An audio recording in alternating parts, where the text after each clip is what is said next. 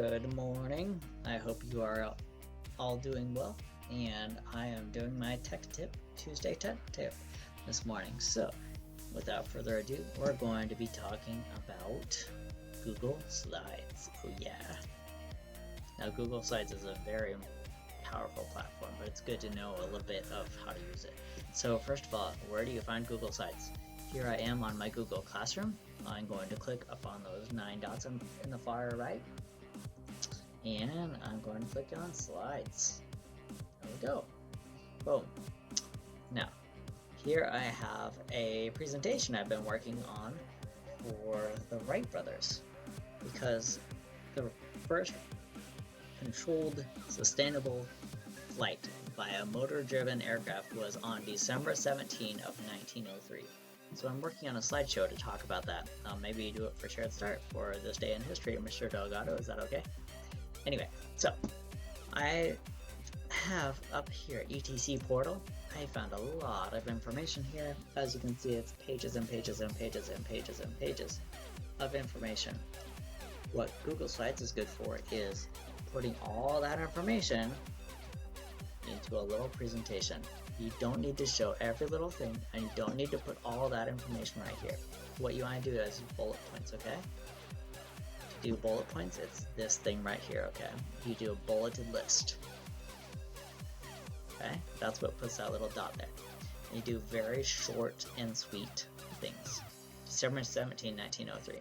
For successful, sustained, and controlled flight of a motor-driven aircraft.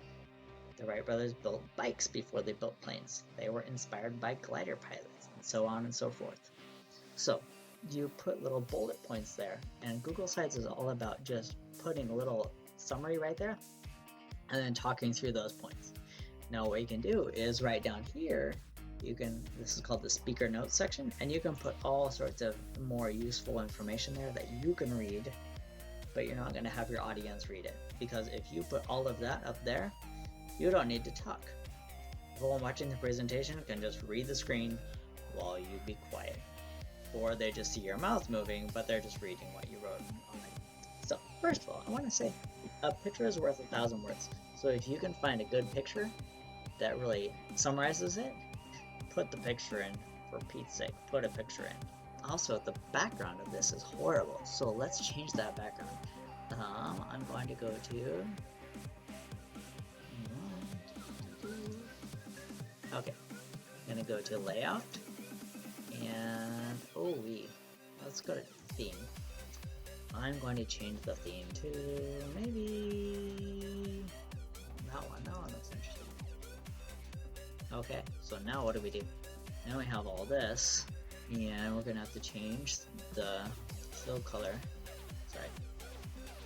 The fill color to transparent, and we need to change the text color to white, otherwise we won't be able to read it. Okay, let's try that again. Change that. Oh, the highlight color. There we go. Alright, so now we have a way more interesting background.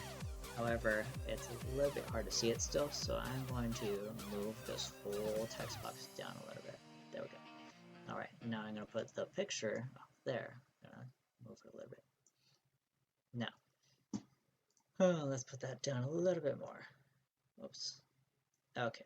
Now, one thing I noticed is that their first flight was only 120 feet. Do you know how far that is? Well, let's bring up a football field. Okay.